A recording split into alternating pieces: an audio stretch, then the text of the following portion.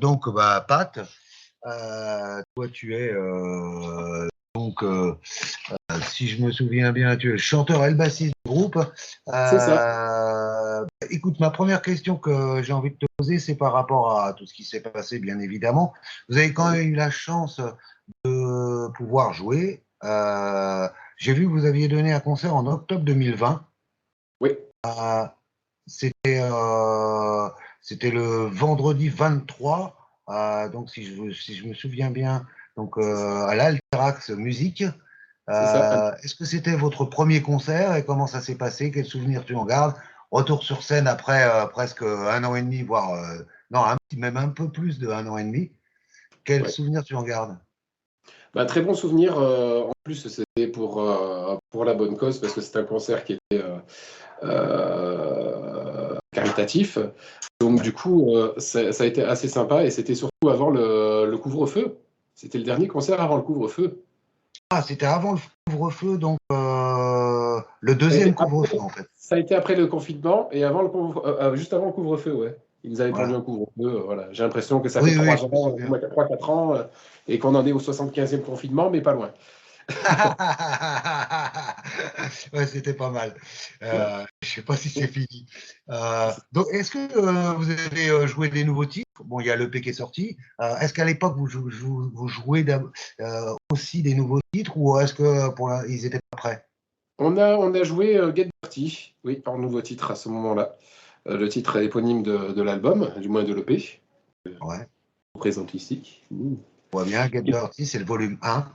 c'est ça. Et donc, du Euh, coup, oui, on a pu présenter Get Dirty au public à ce moment-là, pour la première fois. alors, quelles ont été les réactions sur ce nouveau Bah, morceau, sur l'ensemble du très concert? bonne, très très bonne. Bon, l'ensemble du concert très bon, mais celle-là, les gens qui nous connaissent, qui ont l'habitude de nous voir, ont été agréablement surpris parce qu'elle a un côté très punchy et très heavy, parce qu'il y a un ton qui est assez agressif. Et donc, du coup, bah, les gens ont été agréablement surpris en se disant waouh, c'est pas du balls out qu'on connaît, ça envoie du steak, quoi. Donc, c'est ce qu'on a eu et on s'est dit ah ouais, on tient quelque chose. Alors vous avez aussi joué, alors ça c'était un petit peu avant hein, quand même, c'était le 20 novembre 2019, vous avez joué à Colmar, au C'est ça. Grienne, une salle qu'on ne présente plus, hein, très connue, avec les Electric Airy. Yes. Donc, quel souvenir tu gardes de ce concert et de la rencontre avec Electric Mary? Je pense que vous vous connaissiez pas avant. Ça a Non, été on la se connaissait. première fois Ouais, on que se vous connaissait pas avant, rencontrez. mais on s'est rencontrés là-bas. Et Ouais, déjà, super concert. On a enchaîné 2 concerts en 2 jours, parce qu'on a joué le vendredi à Colmar et le samedi à Châteauneuf-de-Grâce, donc à côté de chez nous.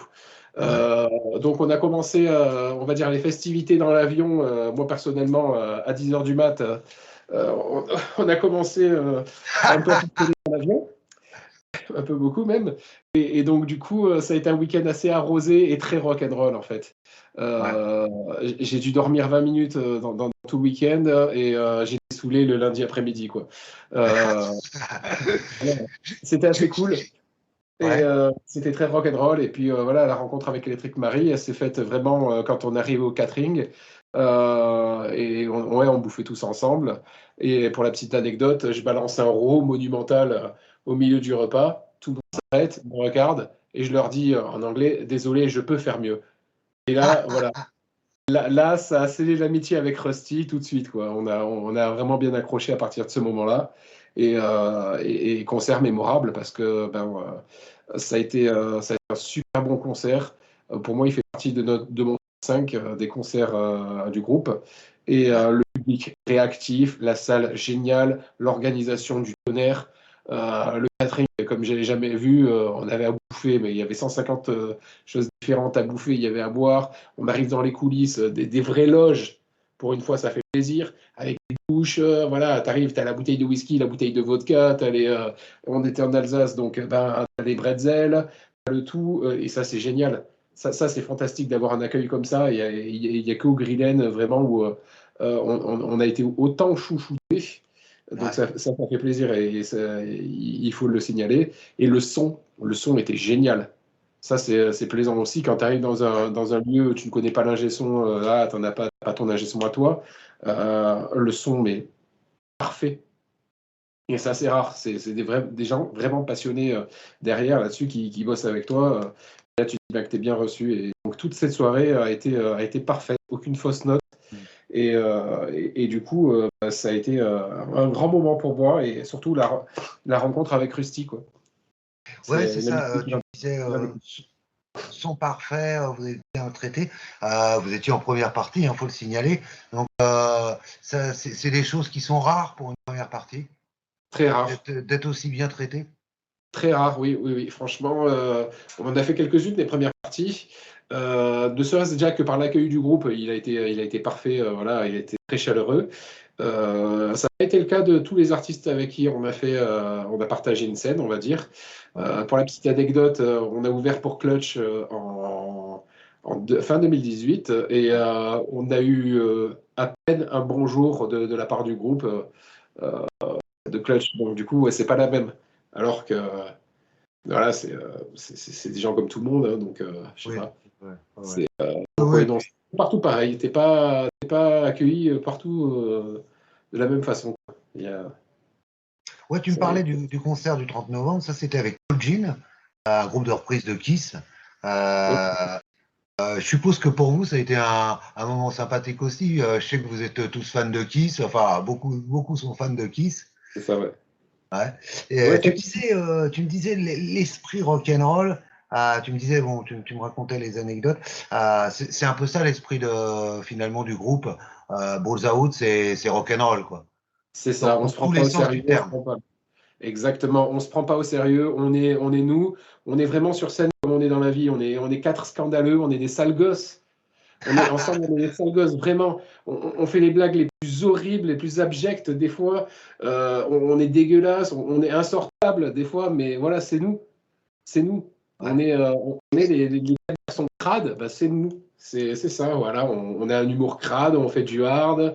C'est qui on est, c'est ça qui est génial, quoi. C'est qu'on Et se trahit pas, on est des sales gosses. au moins, vous êtes naturel. Exactement. Pas d'artifice. Euh, tu me disais, oui, vous faites plein de.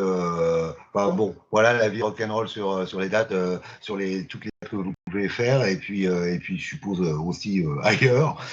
Est-ce que tu as des anecdotes qui t'ont marqué? Tu me parlais du Raw, là. Est-ce que tu en as d'autres vraiment qui t'ont marqué? Vous avez vraiment fait des trucs pas possibles et c'est resté. C'est des choses qui resteront à vie, quoi, en fait. Ouais, ouais, on en a quelques-unes. Bon, après, des fous rires en tournée sur les déplacements. Qu'est-ce que je pourrais te dire? Ça, une anecdote qui remonte à des années. On jouait déjà avec Yann ensemble. On avait un groupe qui s'appelait Outrage à l'époque. Et Ouais. on jouait dans un lieu qui s'appelait le Corrigan à Aix-en-Provence, du moins à Luynes. Et on a détruit des loges. On a vraiment fait le côté rock'n'roll Ah à ouais. balancer des packs de bière entiers. Voilà, le sol, c'était de la bière, quoi. À fracasser des tables basses, à se balancer de la bouffe, ce genre de choses-là, assez rigolotes. Et d'ailleurs, on a été interdit après de jouer là-bas. Ah oui, ça c'est dommage. Ouais, ouais. C'est logique. Après, notre Logique. anecdote, pareil, on est interdit de certains studios de répétition à Nice pour ça, parce que ben, on joue trop fort et apparemment, j'aurais cassé un ampli. Mais c'est pas vrai d'ailleurs, je l'emmerde le gars, techniquement. Si tu te reconnais, je t'emmerde, mais c'est pas grave. Voilà. Oui. Et d'ailleurs, on a fini par, je l'avoue, voilà. On a fini par pisser sur sa porte de son studio après un concert, pas non loin de là, quoi. C'était rigolo. Et Donc, j'ai écrit un avis Google sur le studio en disant que studio moyen et sans le pipi. Donc oui, voilà, si tu veux un côté scandaleux de Balls Out, c'est ça aussi. Voilà. ouais, là c'est plus l'esprit Motorhead, je dirais. Motorhead du début, hein. Ouais, bah, voilà, on est dans le même état d'esprit et voilà, on kiffe voilà, ces conneries-là. Ouais. On est des sales gosses, c'est tout. Alors, il y a donc il y a cette EP, on en parlait tout à l'heure, tu l'as bien montré, tu peux le remontrer si tu veux. EP, avec 4 titres. Et vous avez annoncé une trilogie sous forme d'EP, je suppose. C'est ça. Comment s'est née cette idée? Qu'est-ce qui vous a poussé finalement à pas faire un album, mais à faire un EP 4 titres en disant bon bah il y en aura 2 autres très bientôt. Oh, la flemme peut-être, hein, la flemme d'enregistrer. Non, je déconne. Ou pas, hein, on sait pas. Non, on avait envie de proposer plusieurs trucs, plusieurs sorties assez, on va dire, regroupées, Ouais, plutôt que de sortir un album d'un coup et voilà, on parle une fois, on fait, voilà, on en parle une fois, merci, basta, et plus personne n'en parle autour. ouais. Là, de sortir, de faire une trilogie, ben, ça va permettre de parler un petit peu plus longtemps du groupe, de faire parler de nous un petit peu Ouais. plus longtemps. C'est stratégique. Et surtout, chaque EP aura une couleur bien différente. Donc, du coup, ça va apporter un nouveau visage à chaque fois, une nouvelle oreille à porter sur le groupe. Donc, du coup, ben, ça va être un petit univers à chaque fois. Ça veut dire que vous avez déjà composé tous les morceaux pour les 3 EP ou pour l'instant vous Quasi. avez que quasiment? Quasi. Ouais, le deuxième, il est dans les, il est prêt à être enregistré. Ouais. Voilà. Et le troisième, on est en train de fignoler tout ça. Voilà, on a la liste des chansons, on en a plusieurs. Il ne Ouais. manque plus qu'à sélectionner les meilleurs et de bien les peaufiner pour apporter la touche finale de cette trilogie. Alors, tu me disais, il y aura 3 couleurs différentes. Oui, Bon, là, celui-là, le premier, il est très rock'n'roll, c'est du Balls Out ça. comme on connaît. On parlera aussi du single parce que avec Rusty Brown, c'est quand même pas mal. Quelle autre couleur tu envisages pour les 2 autres? Alors, le prochain, il sera un peu plus heavy. On va un peu explorer notre côté heavy aussi, parce que bah, on en a un. Et du coup, tout en restant hard, dans le hard qui nous caractérise, on va lorgner un petit peu du côté heavy metal pour montrer que bah, on a des couilles, on en a quand même. Donc, voilà, on va apporter ça.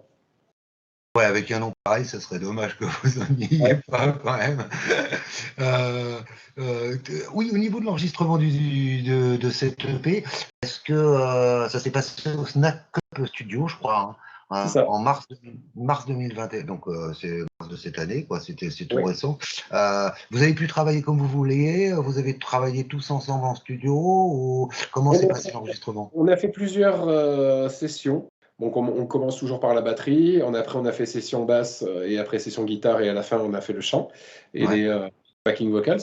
Mais ouais, on travaille comme ça en fait maintenant parce qu'on a pour le premier album, le premier EP pardon, on l'a enregistré de façon live. C'est chouette, hein, bah, ça fait plus démo qu'autre chose en fait quand on le réécoute. C'est moins pro, mais il y avait quand même voilà, il y avait déjà tout l'esprit. Et là, maintenant, ouais, on arrive dans une ère un peu plus professionnelle, Mhm. dans un studio, voilà, on a bossé avec Rémi Maillot, qui est complètement génial là-dessus parce que il a bien capté l'essence du groupe, et il en est même devenu un membre dans un sens dans la façon de produire l'album. Donc du coup, voilà, ça, il fait partie de la famille Balls Out et c'est génial d'être allé chez quelqu'un bah, qui te comprend totalement, Mhm. t'as pas besoin de grands discours pour lui expliquer ce que tu veux. Le mec, il sait ce que tu veux, c'est un musicien aussi. Donc, du coup, quand il te donne un conseil, c'est pas juste un conseil de pouce-bouton. Le mec, il sait, il parle pas. Donc, ça, c'est génial d'avoir cette relation-là avec lui et d'avoir un studio vraiment cool avec qui bosser, quoi. Est-ce que quand tu rentres en studio comme ça, vous avez un son en tête, ou alors vous confiez tout à l'ingénieur du son et c'est lui qui détermine le son de l'EP? Bah, on a déjà des idées, on arrive quand même assez bien sur une direction du son. Généralement, on bosse un peu chacun à la maison en se disant, tiens, j'aimerais un peu sonner comme lui ou comme lui sur cette chanson aussi ou ça. Et on le dit quand on arrive sur les premières sessions, voilà, on a envie de sonner comme ça, tout en étant balls out. Donc du coup, la magie, elle se fait rapidement. Voilà, Rémi comprend très rapidement ce qu'on veut. Nous montre quand même voilà, des petits trucs des sons. Notamment moi à la basse, je suis passé sur un Kemper, donc sur une modulation d'ampli. Et là, Ouais. c'était génial parce que comment dire, ça a dépassé tous mes rêves et toutes mes attentes au niveau de basse, d'ampli basse. J'ai Mhm. pu jouer avec un ampli que jamais dans ma vie je pourrais me payer, tu vois. Mhm. Et Ouais. voilà, avec le Kemper, la modulation d'ampli, c'est bluffant parce que tu as vraiment l'impression d'avoir le son de Mesa Boogie des années 70, voilà, d'une baffle Mesa des années 70. Donc Ouais. ça, c'est là-dessus, la technologie, elle est fantastique parce que aujourd'hui, ça permet d'avoir un son que tu ne pourrais jamais avoir ailleurs, quoi. Il y, Donc retrouver ce son vintage et tout en étant nouveau, quoi. y a des morceaux pour toi qui ont été un challenge enregistré, soit en tant que chanteur, soit en tant que bassiste? Oui, oui, oui, oui, oui. On va commencer en fait avec Back to Real parce que j'ai jamais de base autant poussé dans la voix, dans ma façon de chanter en fait, d'appréhender mes phrasés. Rémi m'a beaucoup aidé là-dessus d'ailleurs parce Ouais. qu'il trouve énormément d'artistes voilà, en studio et de beaucoup de styles différents. Donc il m'a beaucoup aidé dans mes phrasés, à passer les trucs, à mieux passer mes phrasés, à m'arrêter certaines fois, à me reprendre sur la façon d'expulser mon air et tout. Donc ça a été génial. Back to Real, c'est lui qui a, comment dire, euh, c'est le titre qui m'a bien qui m'a bien boosté dans ma façon de chanter, d'appréhender ma voix, quoi, en fait, en studio. Et C'est ouais, les voix Po Gonzo aussi, c'est qui a été dur dans un sens à passer. Je sais pas pourquoi, j'étais en studio et je butais sur cette chanson, je butais, butais, butais, alors qu'en fait, ça passait crème, quoi. Mhm. Donc voilà. Est-ce que quand on est en studio, on a beaucoup de pression? Pas du On en tout. a quand même pas mal. Moi, personnellement, quand je suis au chant, à enregistrer au chant, j'en ai énormément, je m'en mets énormément. J'ai l'impression que, en fait, du fait que je chante là, que ça soit isolé, qu'on n'entende que ça, je me mets une pression de ouf en me disant que je suis la pire des merdes en tant que chanteur, que c'est dégueulasse. Voilà, je me mets la rate au corbouillon vraiment à ce moment-là en me disant que ça vaut rien et tout. Et je sais pas pourquoi, hein, je me mets cette pression-là, alors que ça va, quoi, parce que je suis confiant sur ma voix les 99% du temps restant. Mais quand je suis en studio, je sais pas, j'arrive à avoir cette pression qui me fait douter de moi, de mes capacités vocales et qui me fait des fois même remettre en question avant même de pousser le premier cri, quoi. Oui, il y a un autre morceau, on en parlait tout à l'heure, c'est qui sort aussi en single, c'est Get Dirty, Wild and Nasty, avec Rusty Brown en special guest. Déjà, est-ce que comment on se dit on va inviter Rusty Brown sur ce morceau spécialement Get Dirty? Est-ce que vous avez pensé à d'autres morceaux? Comment vous lui avez proposé? Comment toute cette mise en place s'est passée? Alors, en fait, quand j'ai écrit les paroles et ma ligne de Get Dirty, je l'ai vu vraiment comme une chanson avec un question-réponse.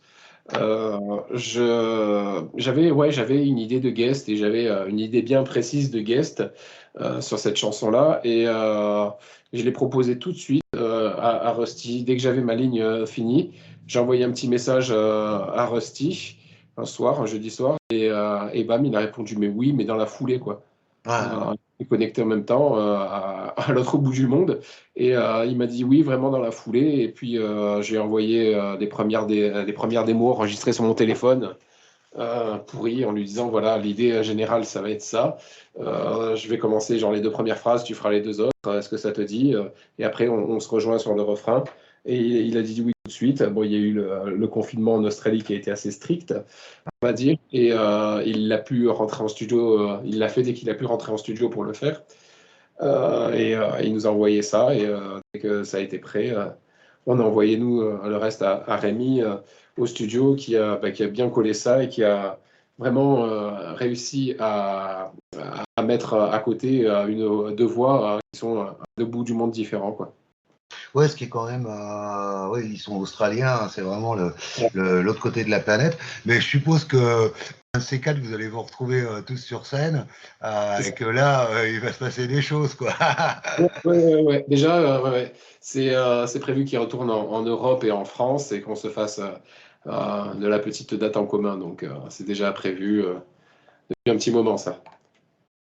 Alors j'ai Donc, vu un truc incroyable, là, j'ai vu une photo où vous étiez, bah, ça c'était en février 2020, vous étiez en photo avec Chris Thomas. D'ailleurs, il le remercie à droite à gauche. Euh, l'ancien guitariste de Wasp, présente plus, quoi. Et comment s'est passée la rencontre? Comment finalement vous retrouvez en photo avec...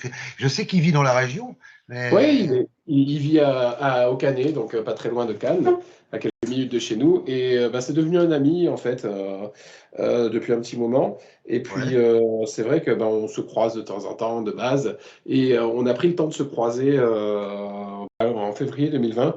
On est tombé ensemble en même moment au studio de répète. Donc, du coup, on a pris le temps de papoter toute une soirée.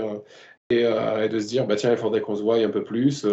Et donc, c'est passé par Cathy, par sa femme qui est son manager. Et donc, du coup, on a passé un petit moment, ma femme et moi, chez Chris et sa tendre, sa chère et tendre. On a passé quelques petits moments sympathiques, tous ensemble, voilà, à partager des moments de vie, quoi. Les femmes, elles étaient ensemble à l'étage et Chris et moi, on était dans son garage, dans sa cave, à écouter de la musique, à partager des anecdotes sur tout le monde. C'est impressionnant, ce mec. Il est tellement aimé dans le milieu, c'est hallucinant, quoi. Quand il te raconte voilà, des anecdotes, quand la première fois qu'il rencontre Rob Alford, pour ne citer que lui, ouais, c'est génial. Voilà, le mec qui te parle, il te dit ouais, mais je me prenais des bitures avec Steve Burton de Metallica. On allait ouais. voler des bières. Mais ça, c'est complètement génial. Un mec comme ça qui t'apporte autant d'anecdotes et de sagesse aussi là-dedans. Donc, du coup, c'est un plaisir d'avoir quelqu'un comme ça dans ses contacts, quoi. C'est Est-ce que un vrai personnage. quand on est proche, vous commencez à être assez proche quand même, est-ce que tu penses à l'inviter un jour sur un album de Balls Out ou sur un futur EP, hein, je sais pas. Ouais, ouais, bah oui, totalement. Ça, on en a parlé, hein. On en a parlé ensemble, hein. Ça, c'est quelque chose qui est dans les tuyaux aussi. Donc, on va voir les plannings des uns et des autres, savoir quand est-ce que ça sera possible de faire. Ouais. Et puis, ouais, et puis, il nous a fait l'honneur de faire un petit coucou dans le clip de Back to Real, d'ailleurs. Oui, oui, oui. Ouais. Il a Donc fait c'est un quand petit- même sympathique. Est-ce que tu es fan de Wasp à la base? Alors oui, mon père avait des disques de Wasp et j'écoute Wasp depuis que je suis gamin. Donc ouais, c'est ça qui est rigolo. Et mon père écoute ça depuis les années 84-85, avant que je sois né même.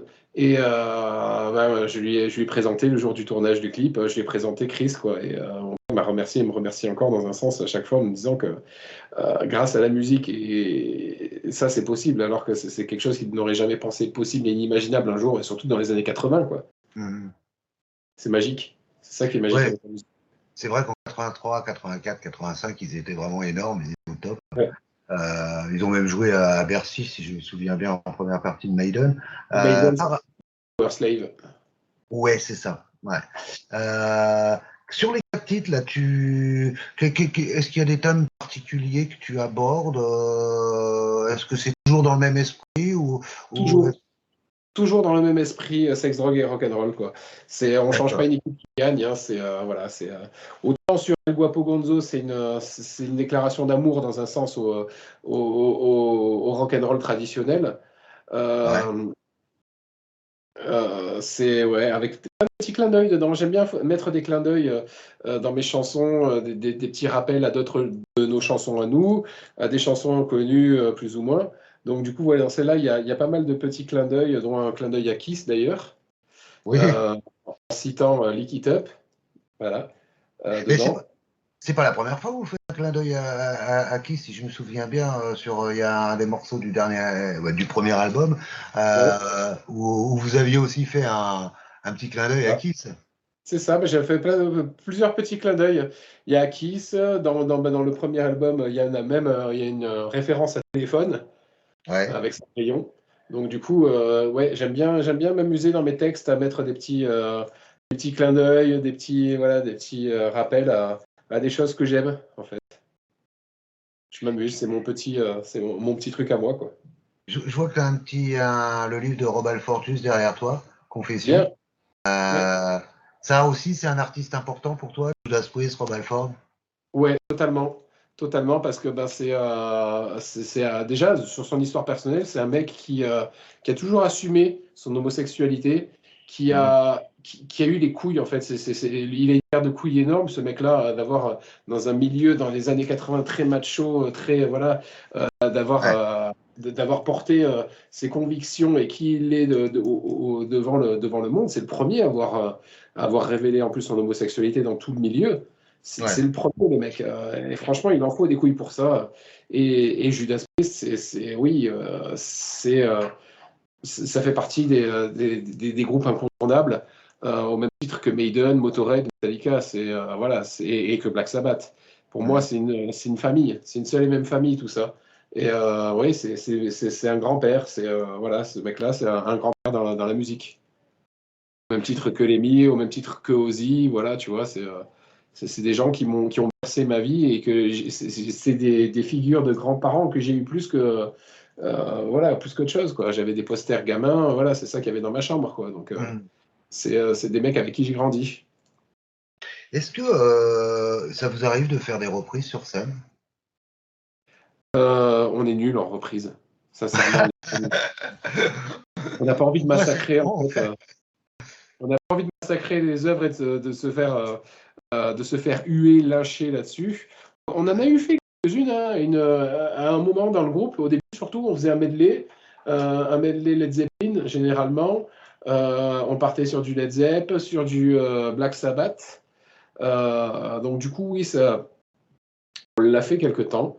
Mais non, on a abandonné l'idée parce que déjà, voilà, ça bouffait du temps qui aurait pu être remis sur un autre compo. Donc, du coup, on a dit non, on va arrêter ça. Et puis, oui, on faisait ça généralement à un moment du set où on avait 4 grammes dans le sang. Donc, on massacrait les choses plus qu'autre chose. Donc, les chansons plus qu'autre chose. Donc, du coup, on a dit non, il vaut mieux arrêter les frais là et se concentrer sur les compos.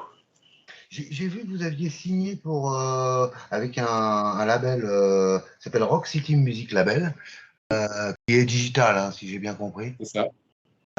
Oui, on a préféré une distribution pour l'instant sur les 3 premiers digitales.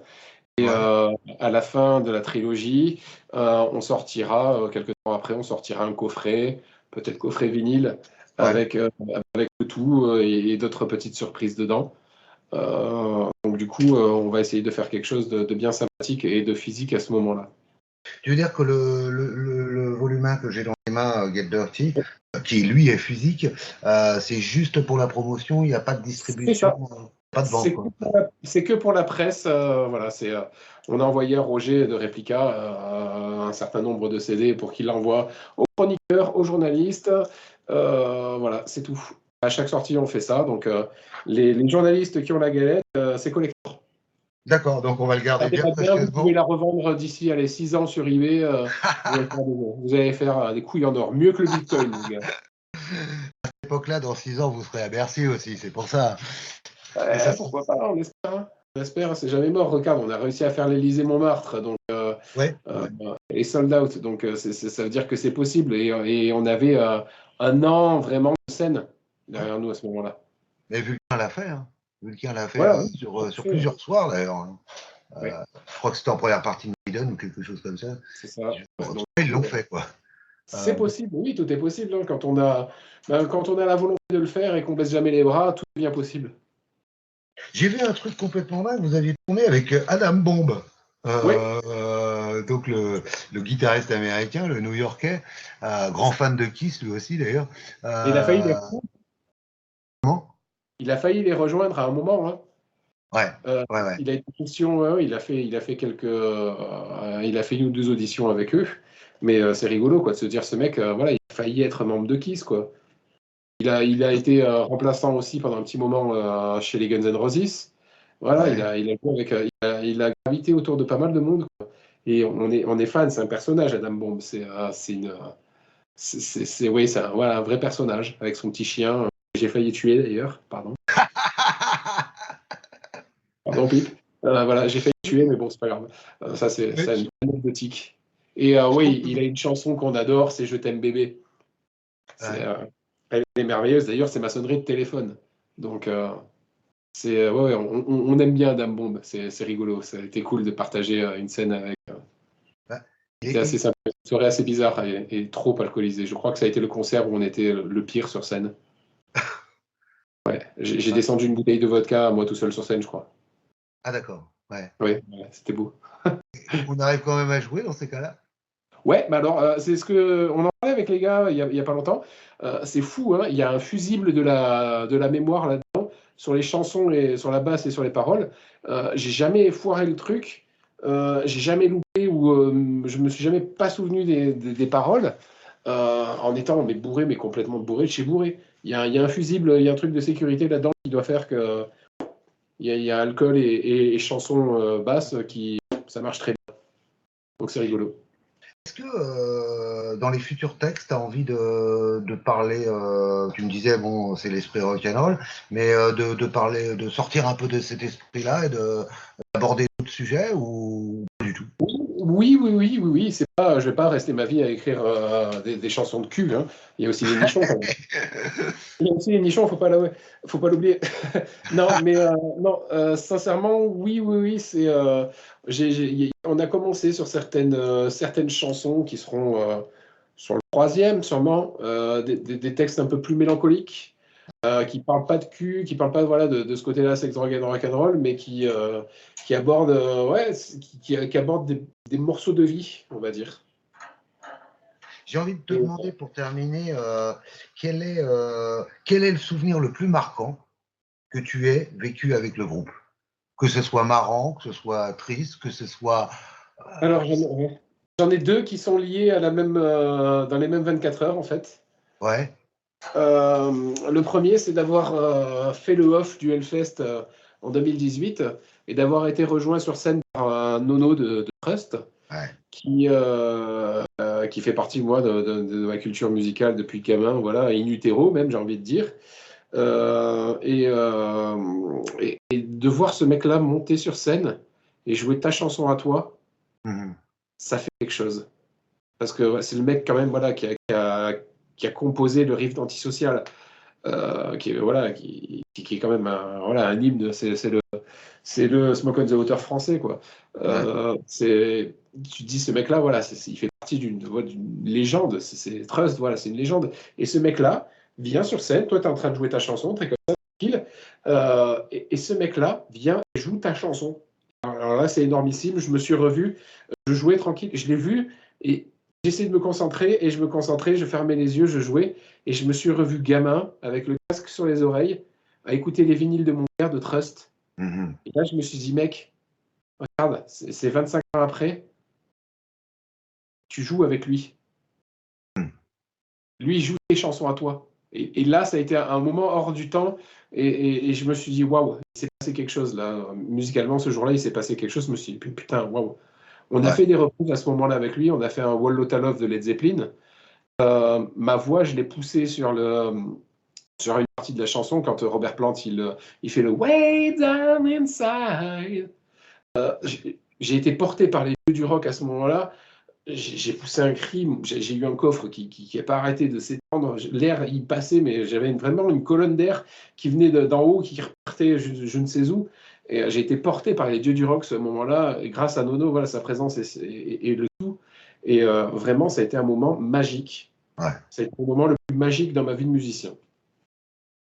Bah, écoute, merci. J'espère que. Est-ce que tu es resté en contact avec Nono Oui, on s'est recroisé quelques mois après sur une date à Nice au Théâtre de Verdure. Il m'a reconnu, donc ça fait plaisir. Voilà. Et donc du coup, oui, on est toujours en contact. On s'écrit généralement pour nos anniversaires, pour Noël. J'ai toujours un petit message de sa part et ça fait plaisir. C'est quelqu'un que tu aimerais inviter sur un morceau? Ouais. Franchement, oui. Ouais. On en a parlé, donc ça faut avoir. Encore une fois, faut que les plannings et que les chansons plaisent aussi. Hein, ça c'est. On aura envie d'inviter tout le monde sur les morceaux. Voilà. Je vais réveiller l'Emmy des morts pour lui proposer, mais non, c'est vrai qu'on devrait inviter plein de monde, mais après, il faut que ça corresponde aussi à la personne. Donc c'est ça aussi à composer, à voir ce qui pourrait aller à telle personne ou telle personne, mais on y pense. Voilà, d'autres featuring, Nono fait partie des noms auxquels on pense souvent. Donc du coup, ouais, il y a Chris, il y a pas mal d'artistes avec qui on a été en contact, qu'on a envie d'inviter pour les remercier. Donc du coup, c'est à suivre. Voilà, donc ça sera pour les deux prochaines EP. En tout cas, il y a des surprises. Je suppose qu'il y a des surprises d'ailleurs. Oui, Euh, oui, oui. voilà, donc il y a des bonnes surprises. Donc il faut Très rester bonne. bien scotché. En attendant, il y a quand même le volume 1 qui est là et à écouter. Voilà. Il est là. Balls. Ah, c'est moi. Et voilà, volume 1. Et bah, écoute, merci pour l'interview en tout cas. Merci à toi. Et puis, Et c'est une interview de clôture pour moi parce que ça y est, j'ai fini mes interviews pour aujourd'hui et ça a été un plaisir d'avoir à nouveau tous les collègues journalistes au téléphone et en visio. Ça fait plaisir d'avoir retrouvé tout le monde. Et c'est une belle famille aussi et on pense souvent à vous. Et on est très content à chaque fois qu'on a des chroniques et qu'on a des petits articles. Ça fait plaisir de se dire que vous pensez aussi à nous parce que on pense souvent aussi aux journalistes quand on compose des morceaux. On espère à chaque fois, on se dit que la presse aimera ça. Donc ça, c'est un plaisir de se retrouver aussi. vous êtes de Nice, juste une petite question qui me vient. Vous êtes de Nice, ça se passe comment à Nice justement pour nous qui sommes parisiens, en tout cas moi, comment c'est la scène à Nice? Est-ce qu'il y a d'autres groupes rock hard comme vous? Est-ce qu'il y a un bon esprit? Alors, il n'y en a pas beaucoup de groupes hard comme nous, hein. On est très peu, hein. En France, le hard qu'on joue, c'est vrai on est une poignée. On a nos collègues de Overdrivers avec qui on va jouer d'ailleurs cette année, 2022. Mais non, dans le sud, question hard rock, c'est pas top, hein. On est vraiment des seuls représentants du hard comme on le fait nous. Je crois qu'on est les seuls représentants. Après, il y a une scène quand même métal. Il y a une scène un peu émergente qui commence à sortir. Il y a beaucoup de groupes qui sont malheureusement splittés à cause du Covid. Mais oui, il y a une scène musicale à Nice c'est des pubs en fait, donc énormément de groupes de reprises ou de tributes. Donc il y a énormément de tributes et de groupes de reprises, mais peu de compos qui sortent du lot, quoi. Ok, bah en tout cas, il y a au moins vous, c'est déjà pas mal. Ouais, on n'est pas les seuls, mais ouais, on essaye de sortir un petit peu du lot, quoi. Et à Nice, il y a une structure, vraiment sur Nice, il y a une structure pour les concerts, ça s'appelle l'Alterax. Il y a vraiment que eux en salle qui font, voilà, où les groupes de compos peuvent jouer. Ou sinon, la plus proche à côté de chez nous, c'est dans le Var, à une vingtaine de minutes de Cannes, on va dire. C'est le Monster Art, qui est tenu par Philippe Casetti, qui est un mec en or. Ouais. On l'aime, Philippe, on l'aime parce qu'il nous a donné notre chance pour le premier concert de Balls Out, le 7 janvier 2017. Et Ouais. du coup, on essaie d'y retourner régulièrement parce que Philippe, c'est le mec le plus intègre dans le milieu de la musique dans la région, parce que le mec, tu fais 2 entrées, il te paye quand même. Voilà, il y a des mecs encore vrais comme ça qui vivent pour la musique, qui vivent pour les musiciens, ils sont aux petits oignons avec toi quand tu viens chez eux. Et ça, c'est tellement rare que ça mérite d'être souligné. Et en tant que mot de fin, voilà, c'est un grand bonjour et un grand je t'aime à Philippe Casetti parce que c'est un des mecs les plus en or, moi, que je connaisse dans la musique. C'est des gens comme ça qu'il faudrait qu'on ait un peu partout, quoi, C'est ça, exactement. en France. En tout cas, merci à toi pour l'interview Merci et à puis toi. à très bientôt alors, Bah oui, j'espère. hein, on se voit pour le volume 2, hein. D'accord. Rendez-vous pour le volume 2. Merci. Allez, Ciao, à ciao. bientôt.